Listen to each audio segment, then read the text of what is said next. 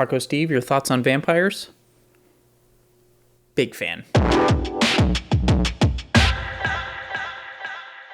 Welcome back to the Spectral Frame. Today, we're getting into the latest Ryan Coogler, Michael B. Jordan team-up movie, Sinners. This is an incredible, original film that blends a lot of Southern folk history and music and vampire horror in a way that really solidifies me never inviting anybody over ever again. Guess you need friends to lose friends, but my point still stands. You keep dancing with the devil.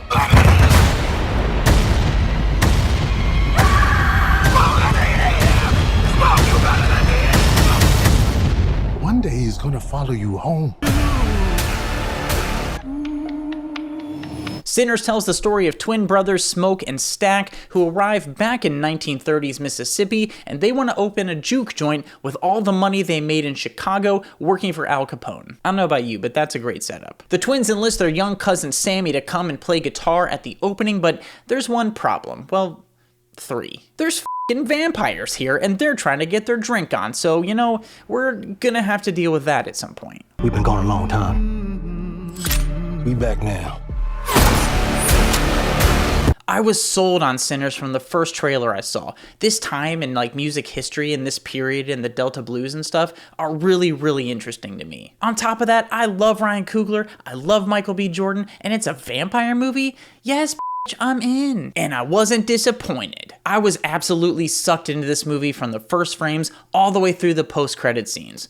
Both of them. But there's a lot to love here, so let's just go ahead, hop right into my likes. Minor spoilers ahead, so here's your warning. There are legends of people with the gift of making music so true it can conjure spirits from the past. First and foremost on my likes list, Ryan Coogler's direction. Sinners is anything but a standard horror film. It's a sprawling narrative about finding your way and confronting your past and handling your demons, both literal and figurative, and so much more. There's a lot going on here, and Ryan Coogler knows exactly how to handle it. The world he puts us in feels so gritty and real, but he isn't afraid to take a dive into the more ethereal realm when the narrative draws connections between the past and the future of black music. It's so visual and haunting, and I'm not going to spoil it, but if you've seen the movie, you know exactly what sequence I'm talking about. That gave me chills. Ryan Coogler in general is just so frickin' talented, and I think Sinners on top of the rest of his filmography just shows that he can do any genre. Come on, open the door, let on out of here.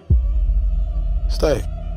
It's you? Of course it's me, open the door. Next on my list of likes is the script, also by Ryan Coogler. How many times can I say Coogler in this review? We need a Coogler counter in here. Like I just mentioned, Sinners isn't a standard horror film. It really takes its time setting up the world and the characters and all the horror elements without feeling like it's biding its time waiting for something interesting to happen. The period drama that is twin brothers Smoke and Stack coming back to Mississippi to open up a juke joint is just done so compellingly that I would have watched this without all the horror elements. It still works that way. The characters are so fleshed out and real that I was just hooked, even the minor characters. So when stuff started happening and people started dying, I was upset. I like these people. I was invested in their story. It was hard to watch. While there's a lot of great horror writing going on here, I will say that those elements are probably the least compelling of all the stuff going on here. For me, at least. Next on my list of likes is the cinematography. I just quickly want to shout out the cinematography of Sinners. It was shot on both IMAX and Panavision, and I think it's the first time those two have been combined, but it looks flawless. I heard they consulted with Christopher Nolan and his producing partner and wife Emma Thomas about shooting on IMAX, and that's a really fun collaboration. More of that, please. But this film is just absolutely gorgeous and demands to be seen on a big screen. I seen men die in ways I ain't even know was possible.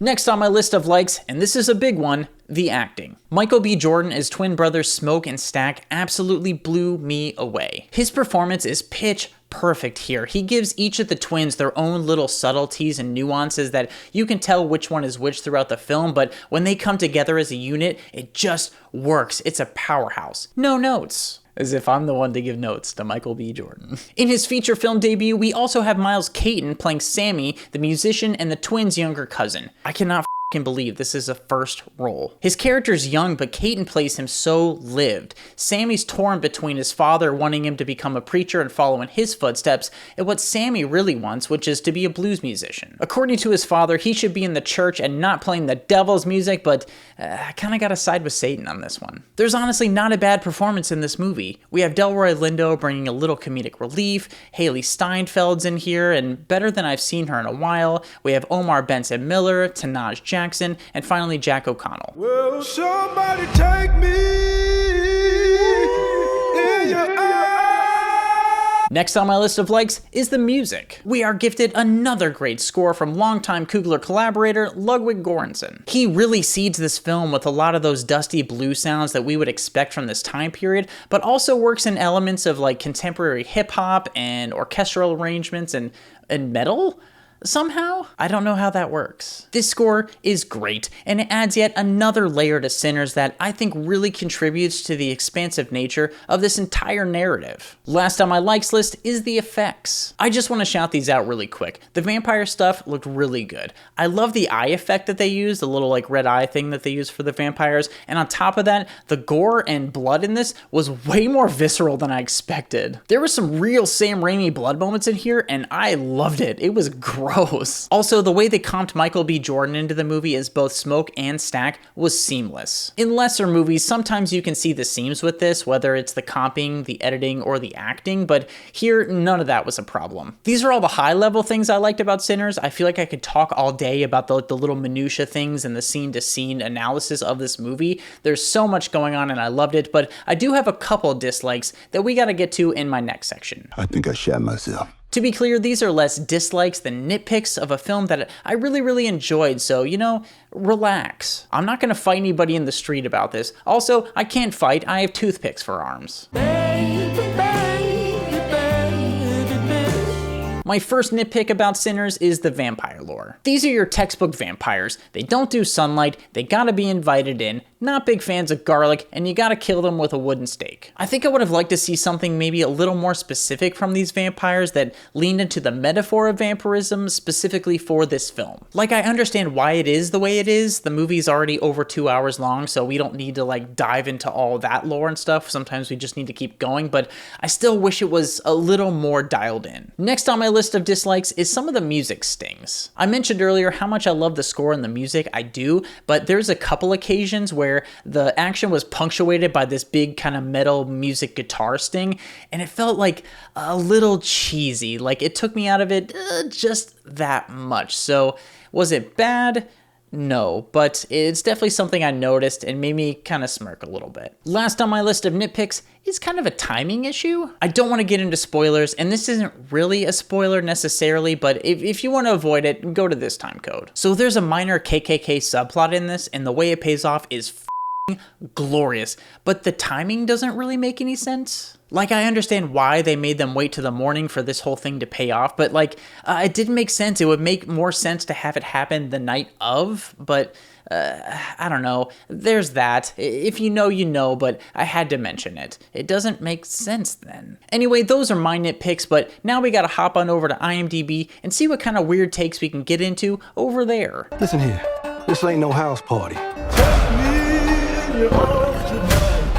Shit. Alright, as of this recording, Sinners has an 8.2 on IMDb, which I think is pretty appropriate. I might mark this closer to an 8.5 than an 8, but yeah, I would say it's pretty on the mark. Our first 10-star review comes from Topher Drew PG. Not only is this the best movie of 2025 so far, but this is one of the best, most inventive, most original films of this decade.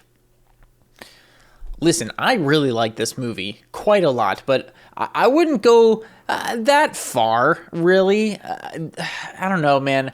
I see why this really hit in this way for a lot of people, but not the most inventive or original, but it's a great movie, so Yeah. The screenplay, direction, cinematography, music, acting, it all blends into a clear, concise, transformative visions of 1930s Southern black culture, featuring references to blues, hoodoo, and the preeminent vampire flicks of the 90s. This person also just named everything that I loved about this movie as well, and yeah, I big time agree. It's bloody, it's romantic, it's funny, it's chilling, it will stick with you long after the credits roll. Yeah, I didn't mention this earlier, but there's a few romantic subplots layered in here that I think really hit. I'm generally not a huge fan of like superfluous romantic or love-making scenes in movies and stuff, and we don't really get that here. It's really organic to the plot and what the movie's trying to say, so more stuff like this, please. Our next 10-star review comes from Jared25331.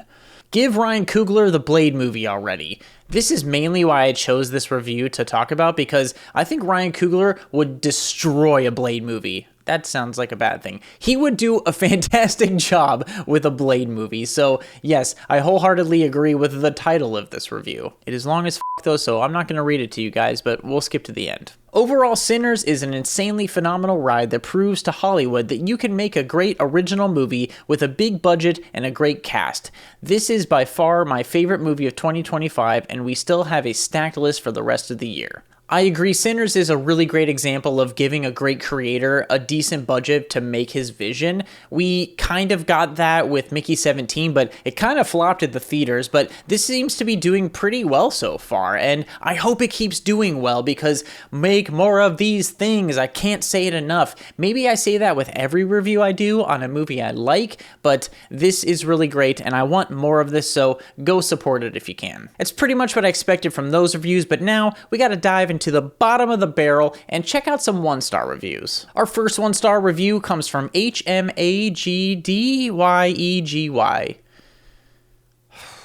Sinners had a strong start with some impressive acting, especially from the lead cast, who delivered emotionally charged performances. However, the movie quickly loses its grip. The villain felt like an afterthought with no real backstory or motivation, which made the conflict feel hollow. I definitely don't agree with this take, but I could see how somebody would come to that conclusion. Like, we don't get a lot of vampire lore, and we don't really know too much about the big bad vampire leading this group, and so if you're reading this movie on its face, I could see that being frustrating, but I feel like it's pretty clear that vampirism isn't like a literal thing. It's a metaphor for this time and place, and if you take it very literally, then I guess I could see it falling flat, but it was pretty obvious that it was a metaphor. The frequent musical numbers were oddly placed and at times more annoying than engaging. No, you're wrong about that. I think they were placed so well and they were so engaging that, like, I don't know how you would be mad at it, but I guess if you weren't bought into this world, then I guess, but I don't know, bad take. The finale tried to be profound, but felt bizarre and out of place. I left the theater more confused than satisfied. I mentioned my little nitpick issue I had with this in my dislike section, but it definitely didn't bother me, but again, I guess if you're reading this movie, like, literally and on its face, then some of these things might fall flat. I don't know. I'm not here to tell anybody they're watching a movie wrong, but you kind of watched it wrong. Our last 1-star review comes from Peporo. I was expecting to get a couple of hours of fun nonsense. The trailers promised fun and blood and laughs. Nope, nothing. It's incredibly boring, stupidly long for what it is. It's not funny, it's not well done, the score is terrible, the performances are lazy. What? I think this absolutely delivers on the promise that the trailer set up for us. It's fun, it got tons of laughs, and way more blood than I expected, actually, so I don't know where you go with this one, but most importantly, this did not feel like it was 2 hours and 17 minutes long. You guys know me, I'm a stickler for really long movies that just draw out their runtimes, and I don't think this does that. I was captivated from the very beginning. I think this earns its runtime, so I don't know, I guess if you can't find a way to engage with a movie like this, fine, but there's nothing lazy about the performances, there's nothing terrible about the score, it's just, I don't know, like, I can't understand this one at all. Absolutely everything is a mess and not in a funny way, hard even to describe how bad it is. Generally, I'm quite supportive and understanding with this kind of movie. There's nothing fun about this movie. Also, looks so bad. Why almost any movie from more than 20 years ago looks way better than anything being released today? I can't find excuses for how bad it looks and how bad it sounds. Like, did you torrent a weird cam rip of this or something? Like, there's no way in any world that this movie looks bad or sounds